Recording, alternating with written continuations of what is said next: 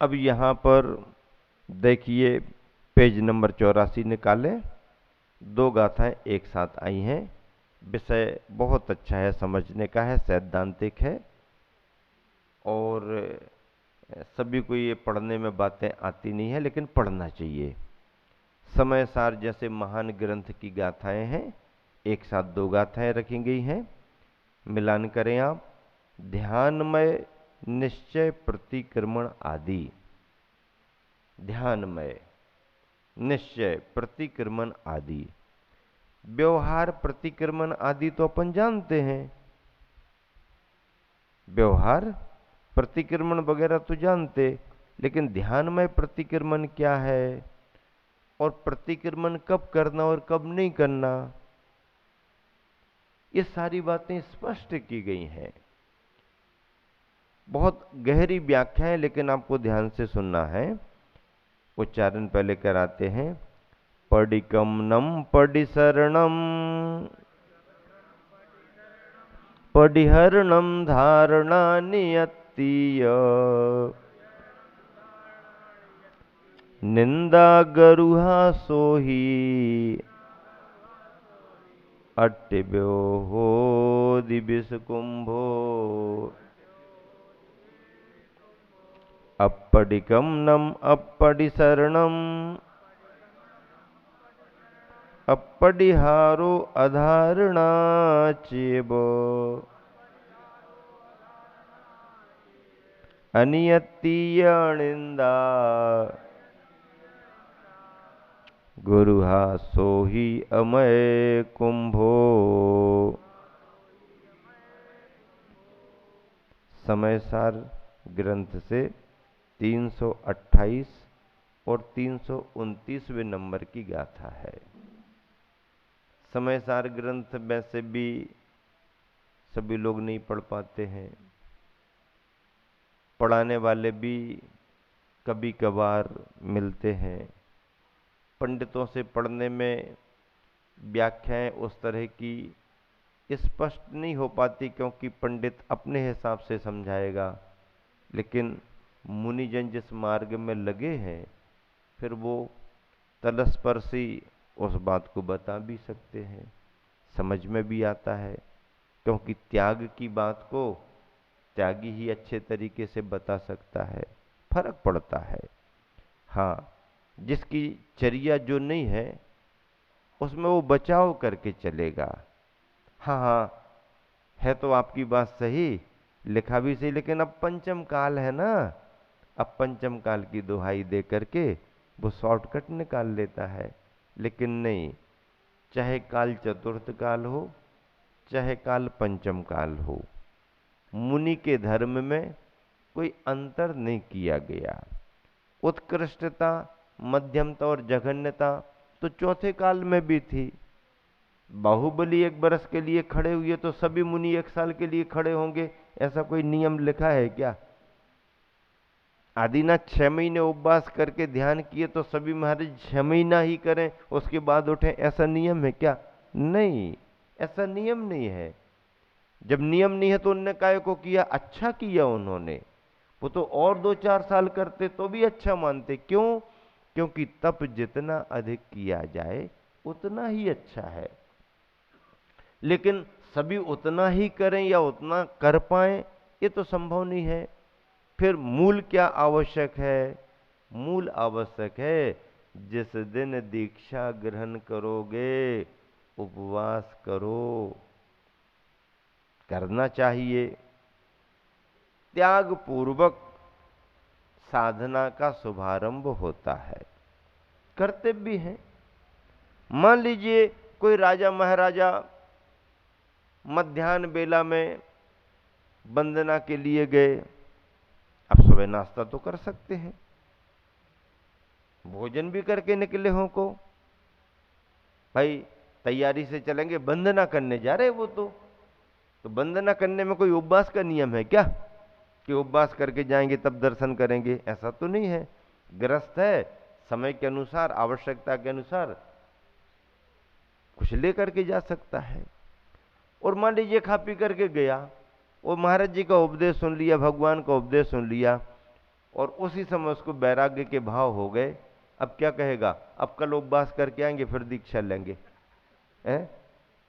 कल उपवास करके आएंगे दीक्षा लेंगे? नहीं, वैराग्य का भाव आया, आशीर्वाद मिल गया, दीक्षित तो हो जाओ। फिर उनका उपवास कहाँ है? अभी तो वर्तमान में देखते हैं महाराज जी जिस दिन दीक्षा लेते उस दिन उपवास करते हैं, करते हैं। मान लीजिए ऐसा प्रसंग बना भी किसी राजा के साथ, तो फिर वह दीक्षा लेकर के फिर अगले दिन का उपवास कर लेता है, अगले दिन का उपवास कर लेता है। उपवास जरूर होगा, योग धारण है, संयम के मार्ग पर आगे बढ़ रहा है, प्रत्याख्यान के साथ आगे बढ़ेगा। प्रत्याख्यान यानी त्याग, हर चीज का त्याग कर रहा है। तो जिस दिन हर वस्तु का त्याग करने को तैयार है, पंच महाव्रत धारण कर रहा, उस दिन आहार का भी त्याग करता है। फिर कोई 2 दिन, कोई 4 दिन, कोई तीर्थंकर 1 दिन के उपवास के बाद आहार को निकल गए, कोई 2 दिन के बाद, कोई 3 दिन के बाद, बेला तेला है, पक्ष कोई 15 दिन, आदिना 6 महीने। तो लेकिन 1 दिन का तो कंपलसरी है। मुनिजनों को साल भर में कम से कम उपवास, कम से कम, किसी को नहीं जमता है या ना करना चाहे तो कम से कम कितने उपवास करना जरूरी? केसलुंच के उपवास करना जरूरी। केसलुंच कितने होंगे? कम से कम भी करें तो साल में 3 बार तो करना पड़ेंगे। एक वार्षिक प्रायश्चित का कॉमन है, सामान्य है, साल में 1 बार एक उपवास प्रायश्चित का करना ही पड़ेगा। इतने उपवास कंपलसरी हो गए। अब बाकी जिसकी अनुकूलता जितनी हो, जिसको अपने तप की वृद्धि जितनी करना हो, संघ की व्यवस्थाओं के अनुसार, कोई संलेखना समाधि का प्रसंग आ गया, कोई अपने नियम को लेकर के विशेष उपवास की साधना, वो फिर उनकी मर्जी पर है। बाकी इतना सब कंपलसरी। अब ये चौथे काल में भी चलता रहा, पंचम काल में भी चल रहा है, इसमें अंतर नहीं होगा। चौथे काल में उत्तम संगनन रहता था, केसलुंच कर लेते थे, अब थोड़ी छूट मिल जाना चाहिए, नहीं, छूट नहीं मिलेगी। केसलुंच यानी कि उस समय 1 बार का नियम था, अब पंचम काल में भोजन नहीं तो कम से कम पानी की व्यवस्था थोड़ी सी सुविधा दे दें, ना सही बरसात और ठंड में, गर्मी गर्मी में छूट दे दें, नहीं। जो नियम चतुर्थ काल तीर्थंकर भगवंतों से चला रहा, वो पंचम काल में भी चल रहा है और चलता रहेगा, चलता रहेगा। हाँ, 28 मूल गुण उस समय थे, आज भी हैं। अब उत्कृष्टता, मध्यमता, जघन्यता का फर्क तो चतुर्थ काल में भी होता था। चतुर्थ काल में भी जघन्यचर्या करने वाले मुनि महाराज मिल जाते थे, और पंचम काल में भी अपनी सामर्थ्य को बड़ा बड़ा करके कुछ ज्यादा करने वाले भी मिल सकते हैं, मिल रहे हैं। तो ये अपना अंदर का संगनन, अपनी दृढ़ता, अपनी प्रकृति, अपना मनोबल, चतुर्थ काल पंचम काल से कुछ ज्यादा फर्क। हाँ, लेकिन कितना ही मनोबल बढ़ाओ, आप सोचो कि बाहुबली 1 साल तक खड़े रहे तो हम भी संकल्प लेके 1 साल खड़े रहेंगे, तो बाहुबली का शरीर खड़ा रहेगा, लेकिन तुम्हारा शरीर कब गिर जाएगा पता नहीं पड़ेगा। हाँ, भले तुम संकल्प लिए रहो, मनोबल बनाए रखो, लेकिन शरीर साथ नहीं देगा, क्योंकि अंदर का ढांचा उतना मजबूत नहीं है, स्ट्रक्चर। हाँ, पंचम काल का है, चतुर्थ काल का नहीं है। बज्र सब नाराज संगनन नहीं हमारे पास। हाँ, वो 1 साल क्या 10 साल भी ना भोजन करें तो शरीर पर प्रभाव तो पड़ेगा, क्षुधा की वेदना तो बढ़ेगी, सर्दी गर्मी का एहसास तो होगा, भूख प्यास का एहसास तो होगा, लेकिन उनका स्ट्रक्चर जो है, अंदर का ढांचा, उस पर फर्क नहीं पड़ेगा। चर्म पर फर्क पड़ेगा, मुरझा सकते हैं, लेकिन ढांचा उनका जो अंदर का संगनन हड्डी है ना, वो मजबूत बनी रहेगी। अभी पंचम काल में हड्डी मजबूत नहीं है, जरा में क्या हो जाता है? जरा में क्या होता है? हाँ, जरा में संगमरमर। हाँ, संगमरमर। आप जरा से स्लिप हो गए तो आपने उसको बनाया ना घिस घिस करके। क्या बना? नहीं, एक कोट और जरा और घिसाई करो, अभी चमक ज्यादा नहीं आई, शाइनिंग। तो उसमें जितनी शाइनिंग आप करो और कहीं चूक हो गई तो वो तुम्हारे चेहरे की शाइनिंग को बिगाड़ देगा। जरा खुरदरा हो तो फिर भी ठीक है, लेकिन शाइनिंग ज्यादा हो ना तो भैया फिर उसको जब मौका मिलता है, मार्बल क्या है, ठंड में ठंडाता है, गर्मी में गर्माता है, और बरसात में क्या? हाँ, जरा गीला हुआ, चलो बिना मेहनत के पहुंच जाओ आगे तक। बरसात में गिराता है, इसका नाम क्या? संग। एक बार मर नहीं, डबल मर। हाँ, तुमने जितना हमको घिसा है, हाँ, उतना हम भी तुम्हें मौका पाने पर, ये है संगमर। मार्बल, मारने में जो मार्बल है वो, हाँ, मजबूत है। जरा सा स्लिप होता है व्यक्ति, स्लिप डिस्क। और हनुमान जी बाल अवस्था में गिर जाए ऊपर से तो शिला को स्लिप डिस्क हो गई, उसको अस्पताल में भर्ती कराना पड़ा। किसको? चट्टान को। उठाओ चट्टान को, इसमें क्रैक्स आ गए हैं, जरा इसकी रिपेयरिंग करो, जुड़वाओ। किसको? चट्टान को। हनुमान जी को कुछ नहीं हुआ, जन्म अभी हुआ है, और खेलते खेलते विमान से गिर गए। कितनी उम्र होगी? अभी 8-15 दिन भी नहीं निकले होंगे। प्रारंभिक काल में ही 45 दिन में तो मंदिर लाते, 45 दिन के पहले की बात है। इतने दिन थोड़ी अंजना रही जंगल में, थोड़े दिन गुफा में रही और मामा आ गए, मिल गए, चल पहचान हो गई। उसने भी पहचान ली, ये तो हमारे मामा जी हैं, तो ये तो हमारी भांजी है, और यहाँ कहाँ परेशान। सारी बात सुन ली, चलो अब तुम्हारे दुख के दिन खत्म, हमारे यहाँ चलो। ले गए। अब ले गए, खुशी मनाते हुए ले जा रहे, और हनुमान जी हैं बिल्कुल प्रारंभ से ही उनने अपनी कलाएं दिखा दी, तैयार रहो मैं आ गया। और गिर गए, गिर गए तो घबराहट होती है। विमान तुरंत नीचे उतारा, पता नहीं क्या हो गया होगा। तद्भव मोक्षगामी थे, उनको कुछ होने वाला नहीं, जिस पर गिरे उसी को हो गया। तभी तो युग की आदि में जब युद्ध की स्थिति आ गई भरत बाहुबली की, समझौता हो ही नहीं रहा, ना वो हट रहे ना ये हट रहे।